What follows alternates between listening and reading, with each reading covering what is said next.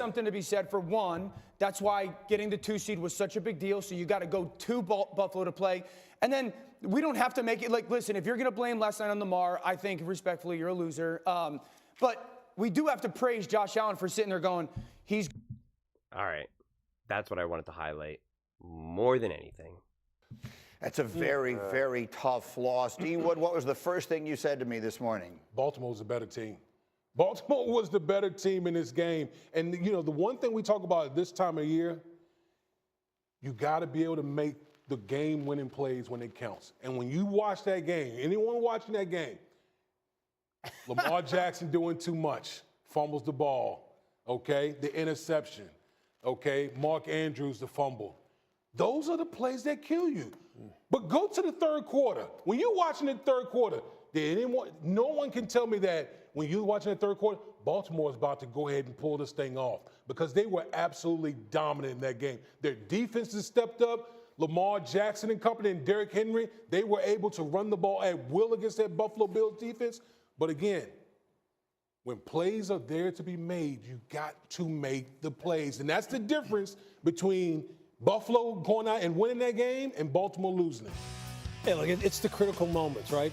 And Myles Garrett talked to us about this Week 18 when we did their game in Baltimore against this very team. And we were talking to him about Baltimore and what their Achilles heel ultimately would be. And he said their Achilles heel is themselves.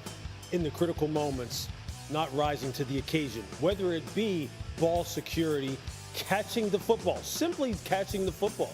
I mean, for Mark Andrews to drop, he dropped 2 passes in this game. And for him to have not fumbled since 2019. Now, look, probably every tight end in the NFL would have fumbled on that play because of the way Terrell Bernard intentionally went after the football. So give Buffalo credit. It wasn't like they stumbled into these turnovers. They made these things happen. But Baltimore got in their own way. In the second half, you could hear Tony Romo was sitting there on the broadcast saying, here it goes. Now they're about to hit their groove. I had no issues with nothing that they did that entire game in terms of scheme, strategies, tactics. They played it perfectly. They just didn't make the critical plays. They were their own worst enemy. They got going in the second half, but listen, they'd already dug themselves a hole, right? The margin of error at that point was so small. And as talented as they are and moving it up and down the field, I mean, you knew this game was going to come down to 3 plays, and that's what it was, right? These turnovers, the drops, the 2 two-point conversions, obviously in hindsight, I mean, huge plays in this game. I am not letting anybody make this about Baltimore for me, though. I mean, this is about Buffalo, in my opinion. I mean, Buffalo, the reason why Buffalo wins the game is, one, their star quarterback stopped worrying about stats as much as maybe he used to. And 2, as an organization, you saw the Buffalo Bills say, we've done it one way, and it didn't get us where we want to go. So, like, the efficiency and the way that they were going to play the game is the most important part. I'll give you this about Baltimore. The only way Baltimore was going to lose, in their words, Lewis, they said this to us, to your point about Myles Garrett, was the only way they lose is what? Beat ourselves. And they did just that. The interception, Lamar forces the football. Now, it doesn't turn into points, but it takes a possession away. The fumble, Lamar's trying to do too much in that moment.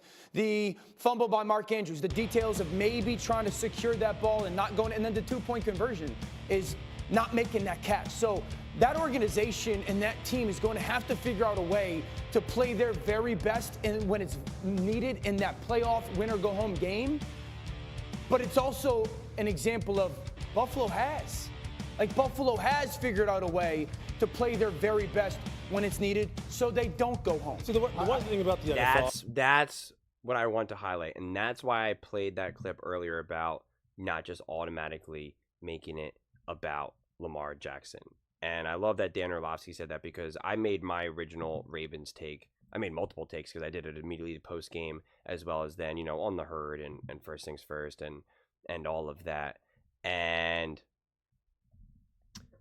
people are like, you lost your credibility for defending Lamar, blah, blah, blah, blah, blah. And then, like, there you go. You got Dan Orlovsky just, saying the quiet part out loud just like that. Listen. Lamar Jackson dug his team in a little bit of a hole. But organizationally, the team itself did not do good enough. This is the stuff that drives me crazy. And I pointed out so many different examples. I pointed out Patrick Mahomes throwing interceptions and still winning in the Super Bowl. Tom Brady Joe Burrow, Peyton Manning. I mean, Peyton Manning with the Colts threw 1 touchdown and 1 interception and won the Super Bowl, and a fumble. And again, the difference was that his players made the plays when it was time for him to make the plays. Lamar Jackson did not have that. He did not have that. Same thing with Patrick Mahomes in the Super Bowl. This sets people off. This triggers people, and I don't know why. They're like, you're just so obsessed with Patrick Mahomes. No, these are just concrete examples of all-time great quarterbacks who have also done something that Lamar Jackson has done, but the team around him still helped support his ability to lead them back. Joe Burrow won I think an AFC championship game, or at least a playoff game, throwing 0 touchdowns and 1 interception. So again, we have to just stop with this binary way of thinking it. Lamar Jackson 1,000% needs to play better. 1,000% needs to play better. But this was an organizational loss. It's not like this team played perfect and Lamar just failed them. That's not what happened.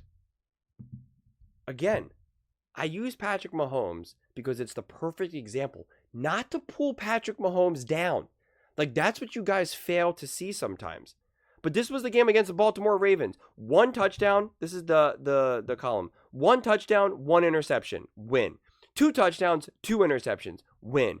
2 touchdowns, 1 interception. Win. 1 interception, 1 touchdown, 1 interception. Win.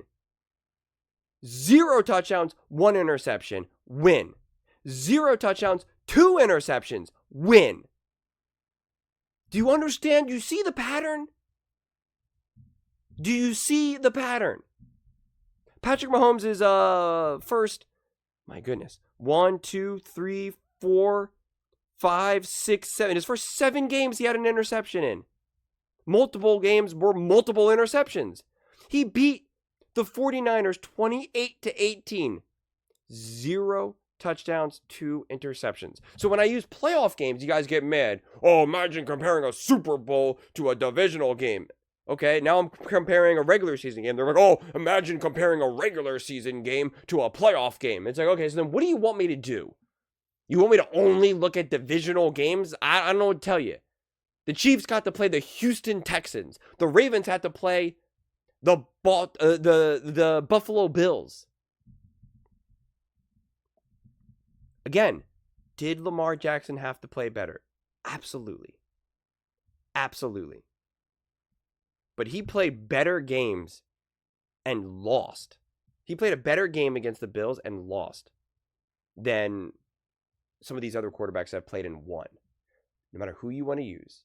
Joe Burrow, Patrick Mahomes, Tom Brady, Peyton Manning. Like, that's the argument that I'm trying to make. I can make a whole video about how Lamar Jackson is to blame. I can do that. And he has some of the blame. He has some of the blame. But other people say, oh, you know what? Minute 30, you're giving Josh Allen the ball back. Okay, well, his defense needs to step up. His defense needs to be able to slow Josh Allen down. Just like we've seen the Patriots defense slow down anyone else he's playing. Just like we've seen the Kansas City Chiefs defense slow down whoever they're playing. That's what it comes down. You know, like, those are the things that it comes down to.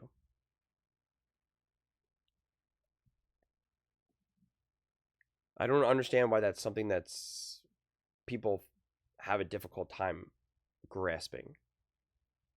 Because it's accurate. It's the reality of the situation.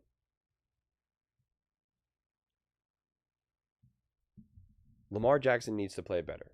If he played a little bit better, then they win the game. Then they win the game.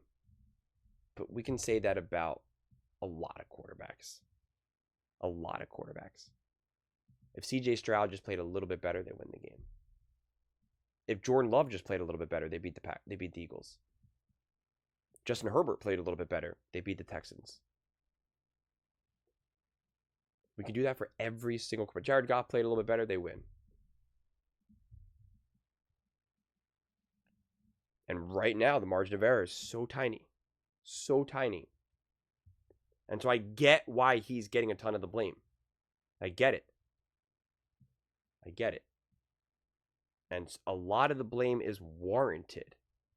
But it's not all or nothing. We can't on one side of on one moment say that football is the ultimate team sport. And then when a loss happens, we're just like, it was Lamar. And when a win happens, we're like, it was all Lamar. It doesn't work that way. You can't have it both ways. But those are just my thoughts. I'd absolutely love to hear yours. What do you guys all think about the Baltimore Ravens and Lamar Jackson? Do you think this game was lost more by the Ravens or more won by the Buffalo Bills? Let me know in the comments below. I read every single comment. It's whether you agree with me or disagree with me. Either way, let's get in some discussions. Let's get in some fights. But ultimately, let's just have some fun. And please do consider subscribing. We are building an amazing community here, and I'd absolutely love to see you part of it. I want to build something that we all genuinely feel connected to. Something that we're really excited to be part of. I think we're on our way to doing it. And please don't forget to give this video a thumbs up, as it really does help with the visibility and the algorithm. Thank you so much. See you next time.